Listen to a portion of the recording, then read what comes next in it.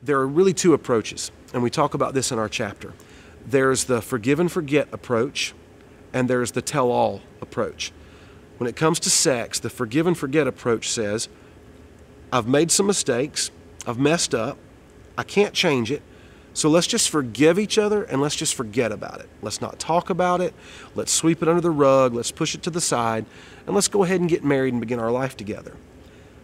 That is not the approach that I think is best. I believe we were talking, Tommy Nelson says, if you're dating someone that won't forgive you, you need to run away. The forgive and forget approach really teaches you how to skirt difficult issues in marriage. When in marriage, you're going to have to learn to handle confrontation. You're going to have to learn to handle uncomfortable situations, tense conversations. So the forgive and forget approach is a very unhealthy way to approach your sexual past. The better approach is the tell-all method, which is essentially you lay it all out on the table. At that point in the relationship, when you feel a peace from God about going towards marriage, or if you already are married and you haven't had that talk yet, the sooner the better, you'll lay all your cards on the table. You don't have to be graphic. You don't have to tell every single detail. That can be hurtful and that can be destructive and that can be difficult for your spouse to hear. But you do need to begin to confess those things, not so that God will forgive you, because God's already forgiven you if you've repented, but so that your spouse will know everything there is to know about you and your past. Because in marriage, we bring our whole self into that relationship. Our mistakes, our failures, our successes, all of the good and the bad that we've accomplished and done. And it's just really important that we show our spouse, this is who I am. This is a part of my story. I'm not proud of it, but I want you to know, because I don't want this to be an issue in years to come. I know that's hard to do, but I really believe the tell-all method is the best way. Well, and I think you need, in a relationship, if there's something you're hiding, then if your fear is that if it comes out, will they still love me? Will they care for me? You know, when Nancy and I got to the point of getting married, Nancy was a virgin and I wasn't. And I can remember back at 20 years old sharing things with her, didn't really understand why I was, and not realizing how valuable it was that she forgave me of that and what that has done to our relationship. We talked about it then. It never has come up in 42 years again, that she was able to forgive me.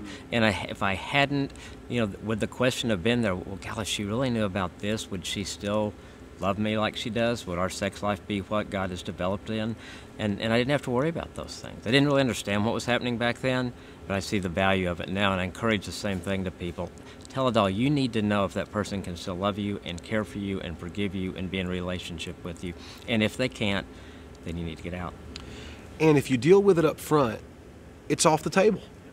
It doesn't have to bite you in the later on in the marriage relationship.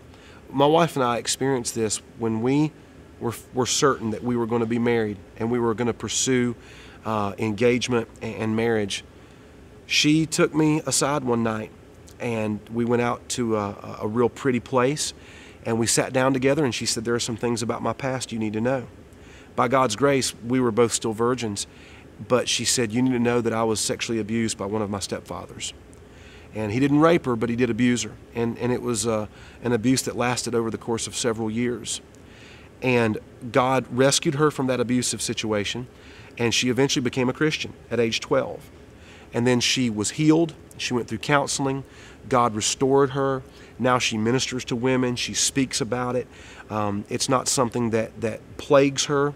But if she had never told me that, and I would have found out about it, and I would have eventually found out about it, then I would have felt like my trust had been broken. Why didn't you trust me? Why didn't you tell me about it? And I can talk about that abuse now, and it doesn't hurt me. It doesn't make me feel awkward. I can talk to you about it and everybody that's watching and listening right now.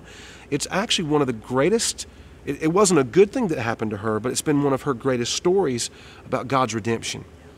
And it's played into our marriage because it's taught me how to be sensitive to issues of intimacy. It's taught me how to ask questions. It's taught me how to listen to her. So it really is the best thing you can possibly do, to just go ahead, bite the bullet, have the awkward conversation, get it out of the way. And if it does come up again in the future, at least you've talked about it. And it doesn't have to be a big surprise. And it's trusting God again. It is. in that situation.